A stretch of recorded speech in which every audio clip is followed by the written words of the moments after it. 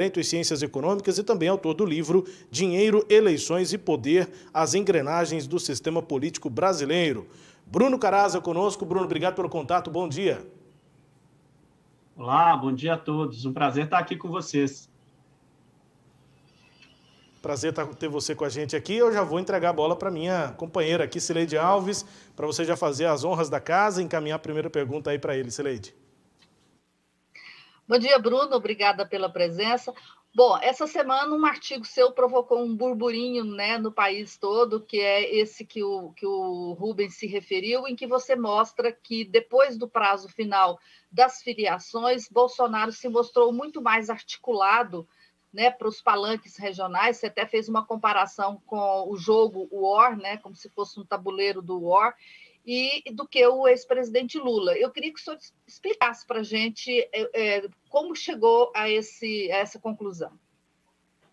Pois é, Cileide, quando a gente analisa os dados, né, que ainda não fecharam ainda, né, porque ainda depende de muitas assembleias e a própria Câmara dos Deputados divulgarem todas as informações das migrações partidárias, né, mas os dados preliminares que já saíram revelam que houve um fortalecimento muito grande dos partidos que estão apoiando o presidente Bolsonaro nesse ano de 2022, né? Principalmente o partido dele, o PL, e os partidos que gravitam ao redor dele, principalmente PP e republicanos, né? Isso aconteceu no Congresso, em Brasília, mas também aconteceu em várias assembleias legislativas, praticamente no Brasil todo, né? O que seria uma evidência de que a campanha do Bolsonaro, agora comandada aí por esses partidos do Centrão, por essas lideranças do Centrão, por Ciro Nogueira, por Arthur Lira, por Valdemar da Costa Neto, né? Eles conseguiram aí aglutinar ao redor de si uma série de políticos que estavam dispersos em vários outros partidos e agora entram na campanha de uma forma mais coesa e de uma forma mais organizada, o que indica que há uma lógica política eleitoral partidária na campanha de Bolsonaro que não existiu em 2018, né? 2018 foi aquela eleição em que o Bolsonaro se elegeu sem apoio de partidos, sem palanques regionais, e agora a gente observa que não, que há uma estratégia capitaneada por esses partidos do Centrão que muda bastante o cenário eleitoral para esse ano. Pois é, além dessa questão que realmente é um fato novo, né? O Centrão está operando aí para o presidente Bolsonaro, tem um outro motivo aí que me parece relevante, e eu queria só entender se você também avalia ele, que é o fim das coligações partidárias. A gente sabe que muitos políticos convergiram para partidos com possibilidades maiores eleitorais. E você deve ter visto que o cientista político Jair Nicolau mostrou que houve uma redução desses números, desses partidos no Congresso agora, com esse final de prazo. Até que ponto essa concentração no PL é em função do Bolsonaro e da articulação do centro, ou até que ponto é uma necessidade de sobrevivência em função do fim da coligação? Acho que é uma combinação desses dois efeitos, né? Você tem toda a razão em apontar o fim das coligações como um motivo desse movimento migratório aí de políticos, né? Quando a gente tinha a possibilidade dos partidos se aliarem de formas diferentes em cada um dos estados, isso tinha muito a ver com a conveniência da lógica local, né? Então, era até muito comum, né? PT e PSDB eram rivais no plano nacional e eles eram aliados em muitos estados, né? E quando houve essa mudança, né, a proibição dessas coligações, né, isso fez com que os políticos mudassem a sua estratégia e pensassem em formas de como aumentar suas chances de se elegerem desvinculado dessa lógica local, não é?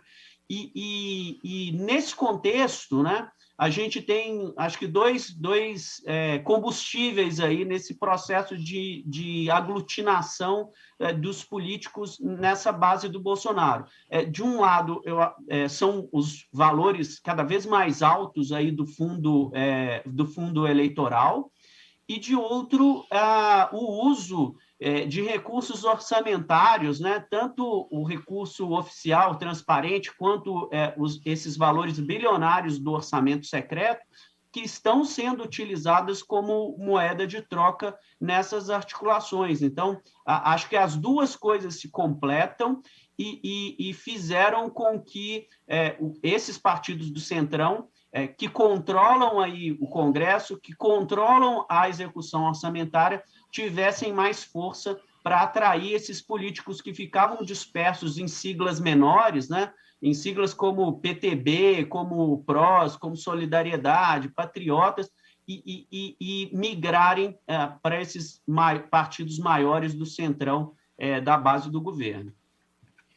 Pois é, Bruno, e aí tem um outro fator que é o fato de ser governo, né? O Bolsonaro não era o governo na eleição passada, não tinha o Centrão a favor dele, foi um candidato quase outsider, né? Não pode ser dizer que foi outsider porque ele era político, mas em termos de estruturas partidárias, sim. Isso também tem essa característica nova, o fato de ser governo no Brasil, ele atrai mais essas lideranças? Sem dúvida nenhuma, né? A força do governo é muito grande, né? Tanto é que, desde que foi criado o Instituto da Reeleição pelo Fernando Henrique, lá atrás, na década de 90, nenhum presidente da República Brasileira que tentou a reeleição foi derrotado, né? Então, o poder da caneta, o poder da liberação de recursos, né? Isso é muito relevante na política brasileira, e tem sido usado como estratégia eleitoral nesse ano também, né? Não poderia ser diferente. Então, essa lógica do Centrão e de Bolsonaro tem replicado o que aconteceu no passado, e os políticos, ao migrarem para partidos da base, os políticos que migraram para os partidos da base do Bolsonaro, estão apostando na continuidade desse modelo para o ano que vem. Então, isso denota que há uma força política em torno de Bolsonaro nesse ano que não existia, como você falou, em 2018. Né? A base do Bolsonaro em 2018 foi muito mais aí desse sentimento antipolítica, de descrença dos partidos, né? E agora não. Parece que a lógica partidária, tradicional, eleitoral, dos cabos eleitorais, das associações, das dobradinhas, isso voltou, e, inclusive, no campo do Bolsonaro. Bom, agora falando do ponto de vista do outro lado, né? O Lula, ele não conseguiu fazer ele não conseguiu ter sucesso, né, na mesma estratégia de avançar aí nos territórios, né? Ou pelo menos de defender o próprio território, que é lá o Nordeste brasileiro. A que se atribui aí? Acho que, como a gente analisa os dados, a gente percebe que o PT e a esquerda, de uma forma geral, não conseguiu realizar aquilo que o Lula anunciou lá atrás, né? Quando ele se colocou como candidato e começou a se portar, né, de uma forma mais efetiva, visando as eleições de 2022. Né? Ele dizia que iria trabalhar para construir uma frente ampla, que iria desde a esquerda até o centro, a centro-direita, com o objetivo de minar aí as chances de Bolsonaro se reeleger. Ele chegou até a anunciar o Alckmin, né, com um ex-tucano como seu vice, mas quando a gente analisa os dados dessas migrações, não houve nenhuma migração de peso para o bloco de Bolsonaro, para o bloco de Lula, até esse momento, né, a não ser o anúncio do Alckmin. Né? Então, isso mostra talvez uma dificuldade da candidatura Lula de atrair esses políticos, e de outro, talvez, um sentimento, né, de que essa liderança que Lula tem nas pesquisas vai se perpetuar até as eleições, e que, naturalmente, essas adesões vão ocorrer ao longo do tempo, à medida que as eleições fiquem mais próximas, né? Então, o que a gente percebe é que as migrações que aconteceram foram no campo da própria esquerda, uma dificuldade, então, da candidatura Lula de ampliar os seus apoios, o que pode vir a ser um problema na medida em que as pesquisas já estão revelando que a intenção de votos no Bolsonaro vem crescendo nas últimas semanas. Pois é, e aí fica esse segmento que se chama de centro democrático, né? Ontem os partidos que representam esse centro se reuniram e se comprometeram a apresentar um candidato único. É um segmento que não conseguiu realizar mesmo, né? Não convence, assim, tem nomes que tem 2%, 1% nas eleições, mas também que não conversa com Lula e Lula não conversa com esse segmento. Qual que é a perspectiva para esse segmento? A gente não é que seja um segmento que seja inviável por si só, né? As pesquisas indicam que tem 1/4 do eleitorado, 25% dos eleitores, não gostariam de votar nem em Bolsonaro nem em Lula. Então, é um percentual muito grande de eleitores que poderiam fazer a diferença e farão a diferença nessas eleições, né? A grande questão é que não surgiu ainda nenhum nome que pudesse atrair a maior parte desses eleitores, né? Acho que esses partidos, MDB, o próprio União Brasil, a PSDB, PSD, eles gastaram muito tempo aí tentando disputar quem teria a primazia de indicar um cabeça de chapa. Houve perdeu-se muito tempo aí com candidatos que tinham um nível de rejeição muito alto, né? Dória, Moro, né? Candidatos que têm uma rejeição muito alta, tanto à esquerda quanto à direita. Então, perdeu-se um tempo muito grande para viabilizar essa campanha. Não quer dizer que seja inviável, né? Eleição, a gente sabe como que as coisas mudam rápido, né? Então, pode ser que surja um nome, mas à medida que o tempo passa, quanto mais se demora a definir esse candidato dessa terceira via, desse centro democrático, mais complicado fica de ter chances de ser competitivo, né?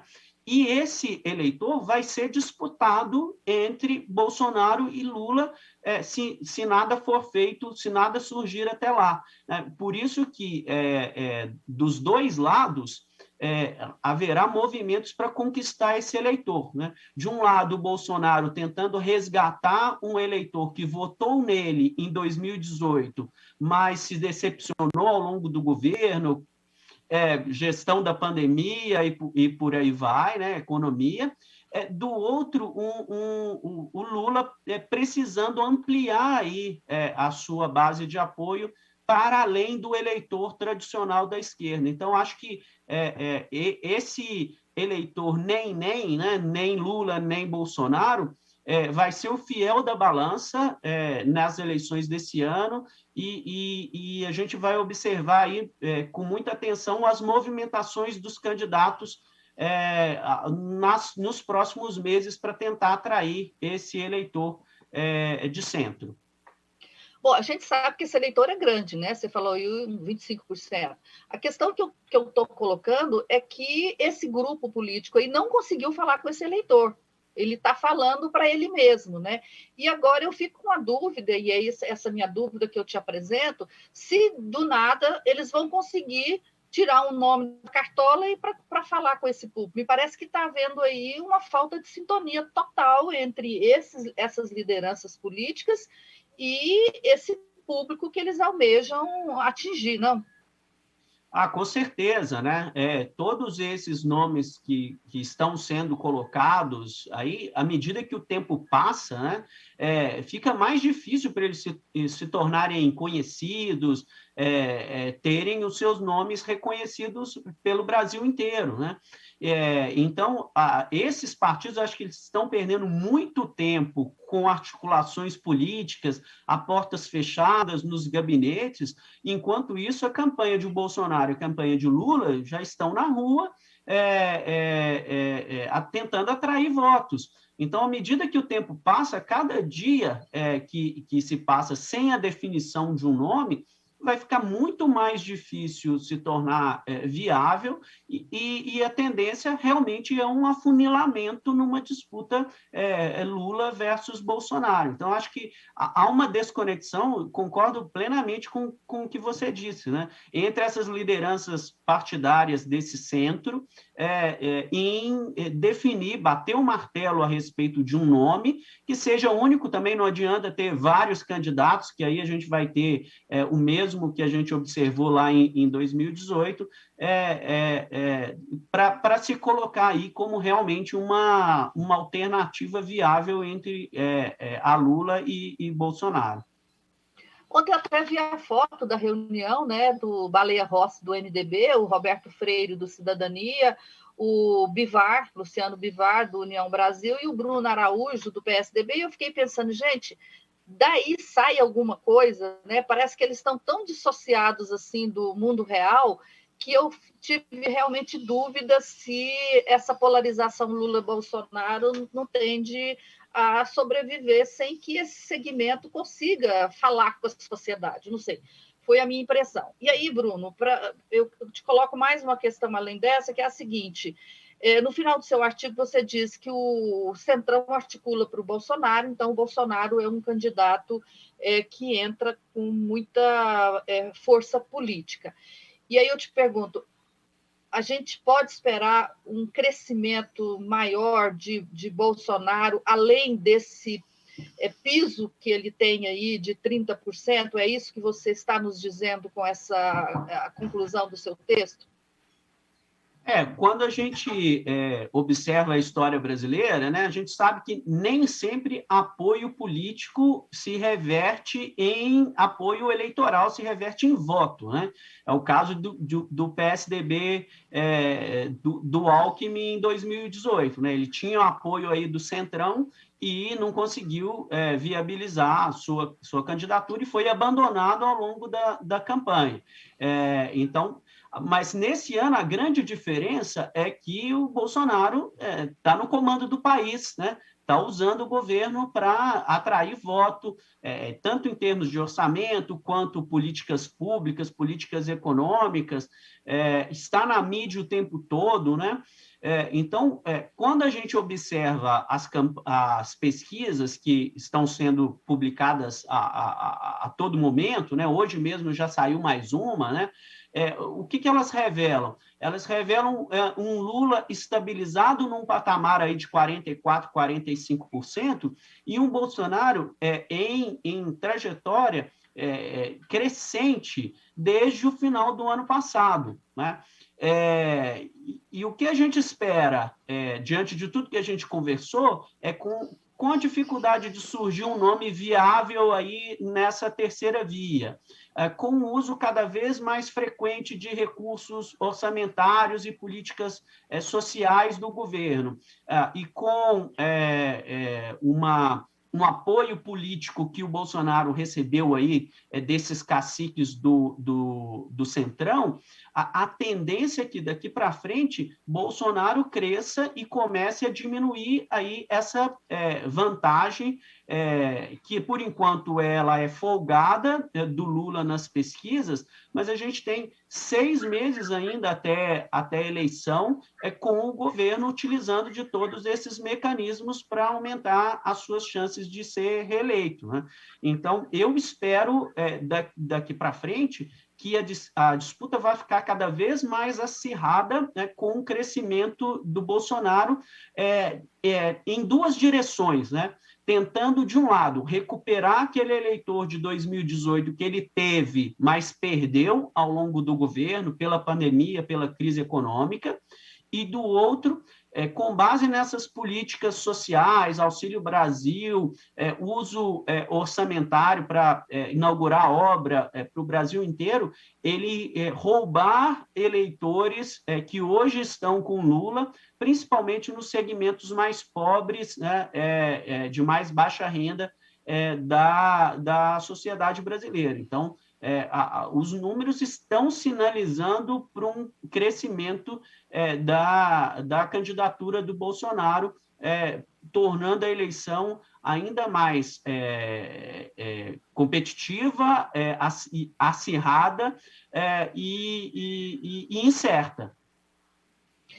Bom, tem aquela frase clássica lá do Bill Clinton, né? A economia estúpido, quando ele quis dizer que era a economia que era determinante numa eleição. Nós vamos confirmar isso nessa eleição, quer dizer, a situação econômica do país vai ser um assunto principal do debate eleitoral ou não, né, como quer Bolsonaro levar mais para o campo dos costumes? Qual que vai ser o grande debate dessa eleição, na sua opinião?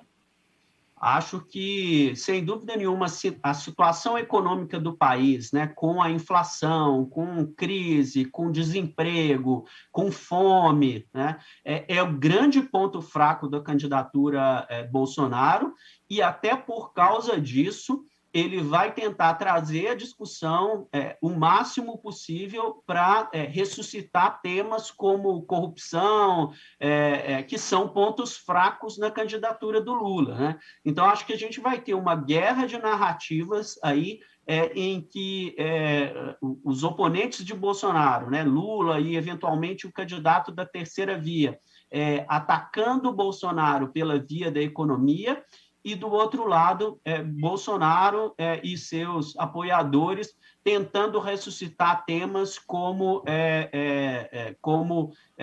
corrupção, como radicalismo econômico, radicalismo político para atacar a candidatura Lula. Rubens?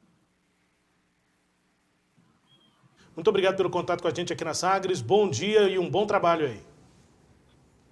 Eu que agradeço a vocês e estou sempre à disposição. Um abraço para vocês e para todos que acompanharam essa conversa. Análise aqui de Bruno Caraza, conosco no Sinal Aberto amanhã.